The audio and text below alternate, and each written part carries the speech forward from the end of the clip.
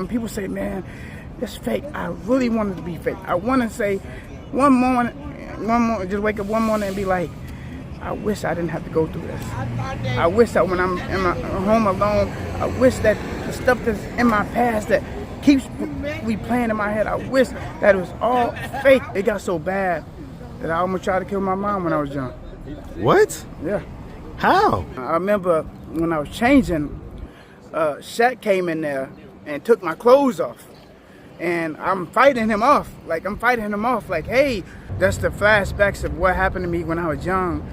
I can't live with myself. I feel like, deep down inside, I feel like it would all be over when I pay with my death, to be honest. What's up, YouTube? I want to once again thank everybody who comes up to me in the streets and shows me real love. Y'all don't even know. It keeps me thankful. It keeps my tank full. Now, back to the content. What's up, YouTube? Atlanta Street Interviews out here with the update.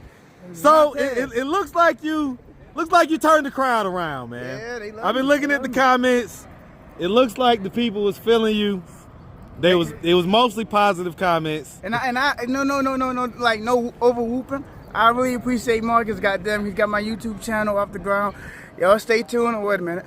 I'm gonna give a shout out to my YouTube page again. But you said people been recognizing you and stuff. Yeah. People been recognizing me, and I'm not homophobic when I say this. Like, gay dudes, please stay on my DM. We're not leaking them. I don't want to do no music. I don't want to do anything. So hold on. So the gay dudes been hitting you up. And it's like, yo, like, they want that teddy bear. No, leave me the alone.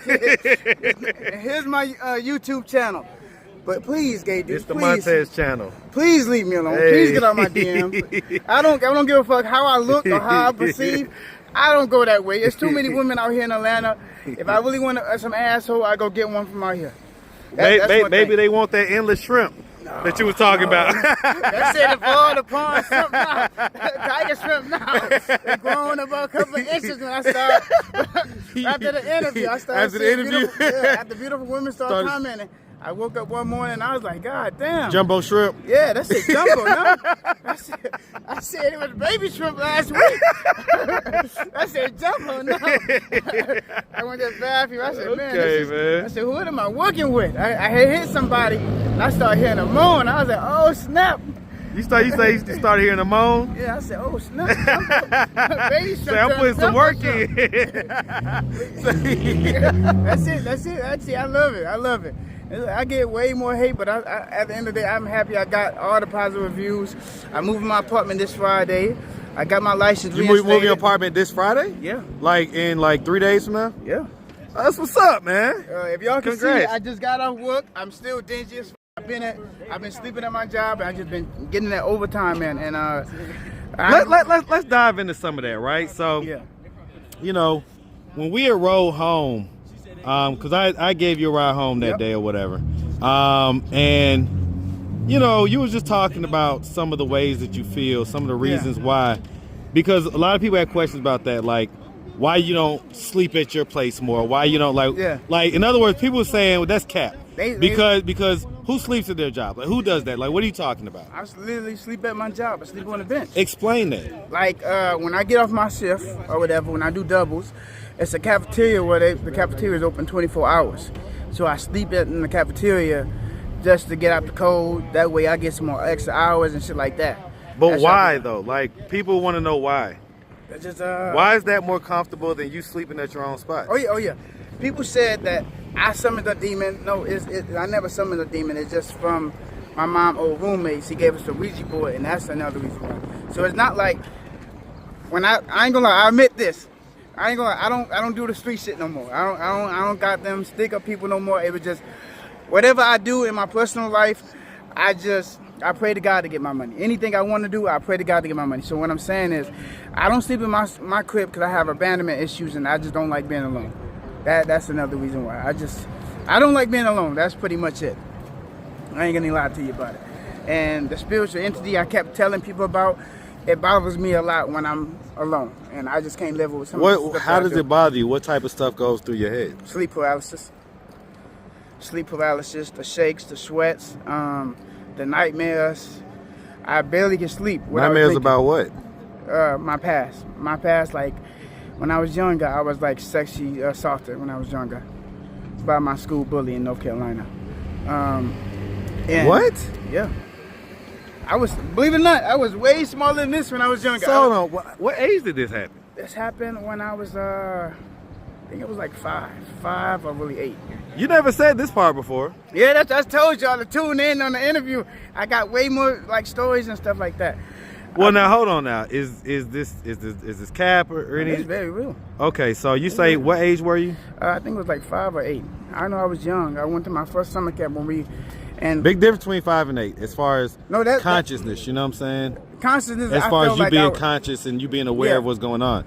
Do you think it was more close to the 5 or 8? I think it was more closer to the 8. I remember like it was yesterday. Okay, and what happened? My mom, I'm originally from Detroit. I'm not from Miami. I just claim Miami because Miami made me the best version of myself. Right. So when we came from Detroit, we was in North Carolina, and my mom signed us up for summer camp. So the first summer camp, I always had a funny way I was talking. I was smaller than the other kids, and when we was in the summer camp, there was a guy named Shaquille, they call him Shaq in North Carolina, like Chapel Hill. Okay. And I was so small, and I just stood out of everybody because everybody wanted to play this way and everybody wanted to play that way. I just always had a hard time making friends. So at the summer camp, the first day I got up there, I was trying to, hey, how y'all doing? I was real nice. I was like really nice to people. And I remember when I was changing, Shaq came in there and took my clothes off, and I'm fighting him off. Like, hey, motherfucker, like, stop, because I was always a scary person when I was younger. Mm-hmm. And he took my clothes off, and he just kept examining my penis, like my anus in my area. So what he did, he pushed me out the locker room. And everybody seen my dick. Everybody laughed at me. So I went home to my mom, and I was like, Mom, I don't want to be in a summer camp. It's bad. It's bad. And my mom, she didn't really give a at that time. She was just trying to get us out the house. Right. And you didn't tell her what happened? I told her what happened. She didn't believe me. Okay. My mom, the summer camp called my mom. Oh, your son out here acting up. He walking around nude, and I was like, Mom, that's not the case. I don't want to get his ass whooping. It's not my fault. And Shaq, from that time, he kept doing homosexual ass shit. Like, every time I went to that summer camp, it was always something sexualized that was gonna happen to me. Like my shorts being removed. When I'm using the bathroom, he's over there watching over the bathroom and getting people to watch with him. And it developed. So when people say like, why don't you like living alone? It's just because I have real life trauma that I can't face on myself. You get what I'm saying? Did he end up like penetrating you at all or anything like that? No, he just grabbed it. He grabbed my dick. Okay, so you just like molest you basically. Yeah, and it was numerous a lot of times that I was being like sexual harassed when I was younger. Every time I went to summer camp out there in North Carolina. Was it by the same guy? Was it multiple people? Yeah. Huh. So when people say some shit like, oh, why are you afraid to go home? It's just like some of the stuff that I did in the streets, some of the stuff that I experienced as a child, I can't live with myself. That's why, like, most of the time when people say, oh, you got all this stuff, it's just like the trauma that I went through, it resurfaced when I'm by myself. Every time when I'm by myself, I always got a drink. I have bad sleep or something. I have bad PTSD. I have something in my brain that's just not all the way there. And have you tried to talk to a therapist or anything like that? I tried to when I was younger, but it really didn't help. And what about as an adult? As an adult, I just never had the time for it. I didn't like how it made me feel, and it all stemmed from like another thing. When I was younger, my mom used to like overdose me, if that makes sense. Yeah. My mom used to overdose me, so she used to give me Ritalin, Adderall, and she used to think something was wrong with me because what's that thing when your kid doesn't bond with other kids? You know what I'm talking about? Yeah. Just So they self-diagnosed me and saying that, oh, he has some type of mental condition because he's not interacting with the other kids. And it was like I was never I don't have a mental condition. It was just the fact is, all the trauma, my mom kept sending me to summer camp and something traumatic happens. I'm being sexually assaulted and shit like that.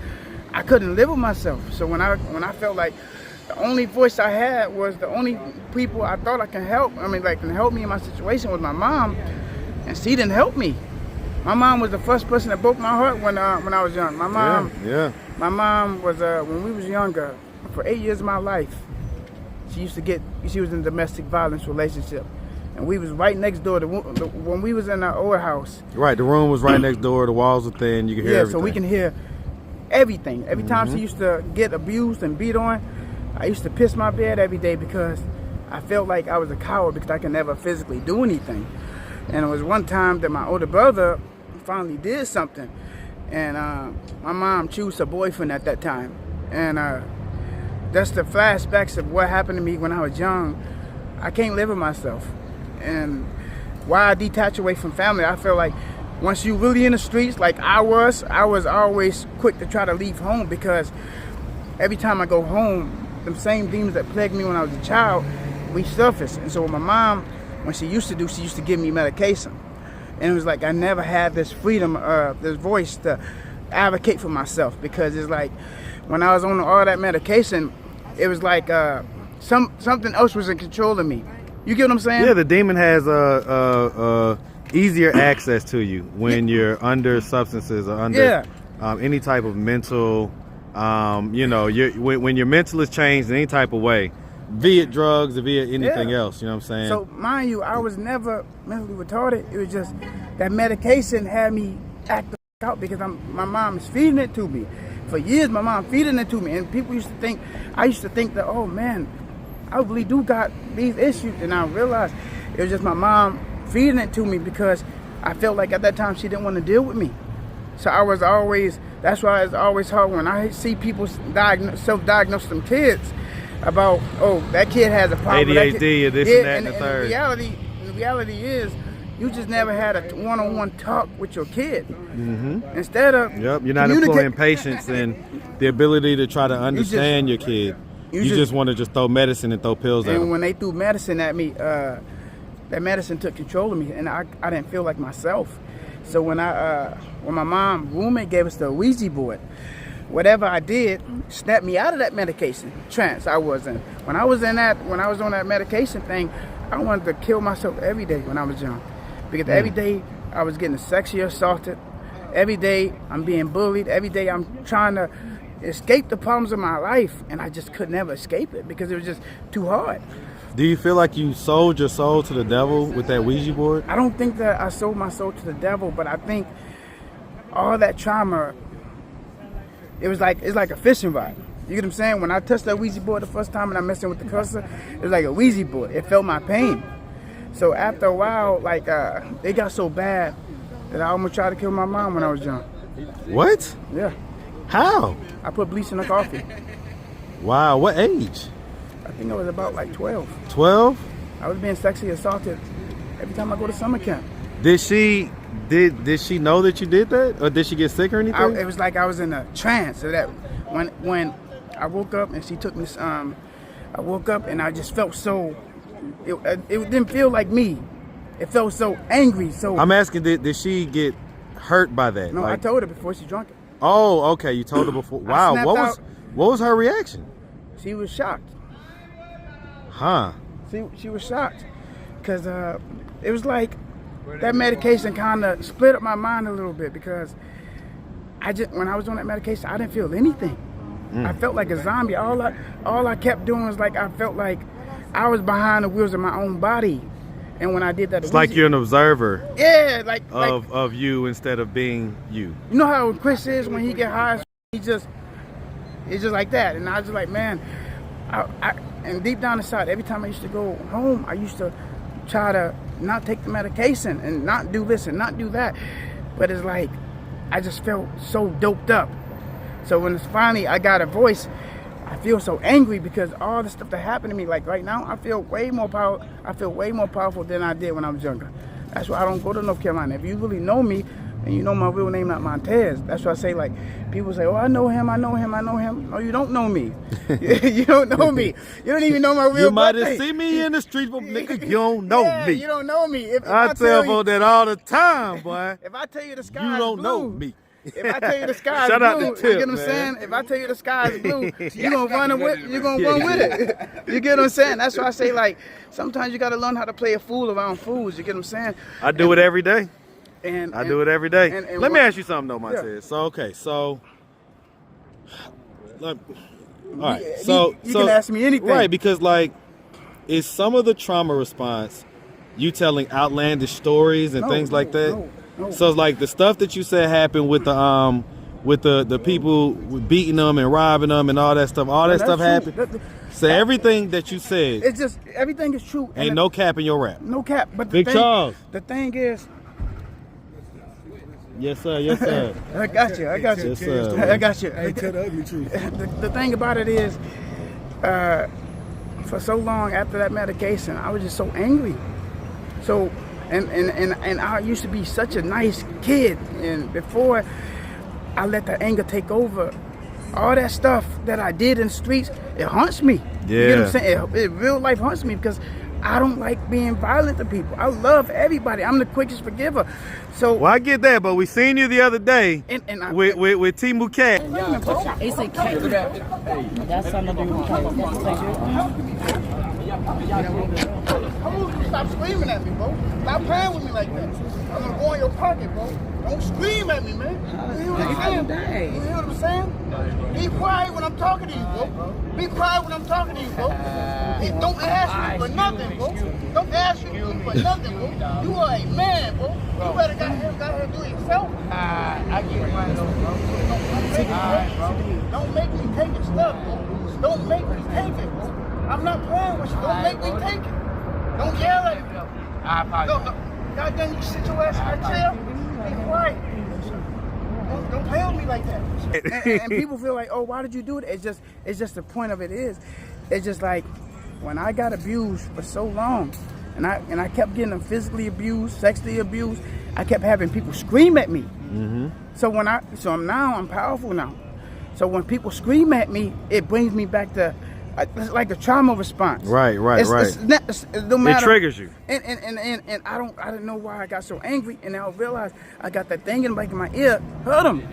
It brings back this, and that's why I was like, when people say, "Oh, it's cap," it's not cap because I can't live with my thoughts. I can't live what I've done, and that's why I see. So there's real people out here that are really like hurt by their past and have a lot of trauma. And we just don't even know it. We may be just standing next to him at the grocery store, and that's you. I feel like, deep down inside, I feel like it would all be over when I pay with my death, to be honest. And I just feel like what, man? That's why I say when people say, "Man, it's fake," I really want it to be fake. I want to say one morning, just wake up one morning and be like, I wish I didn't have to go through this. I wish that when I'm in my home alone, I wish that the stuff that's in my past that keeps replaying in my head, I wish that it was all fake. Because I don't want, half the time, I don't want these thoughts in my mind. And I feel like it's poisoning me, so I feel like through my death, I'm going to find happiness. You'll find relief, you know? Yeah, because wow. I don't care if people think it's real or not. It's the fact that I'm getting weaker. I'm getting spiritually weaker. When I think about suicide, it's more, I can do it. It's like every day, that thing takes from me. And I never learned that I was really broken. So when people see me smiling, deep down inside, I just want to die sometimes. Hey, man, listen, man, we this appreciate you, This is my Instagram man. channel. I mean, my Instagram. Please, gay dudes, get on my goddamn DMs. I don't want to bump no grind. It's Trench Baby Montez. All right, cool. Yeah, I don't want to bump no. But I know gay people. All right, got look, money. Montez, we appreciate you, man. Most definitely, and man. we definitely, we gonna keep following your story, man. All right. Most definitely. Be good man. out here, my boy. Most definitely. Yes, sir. Yes, sir.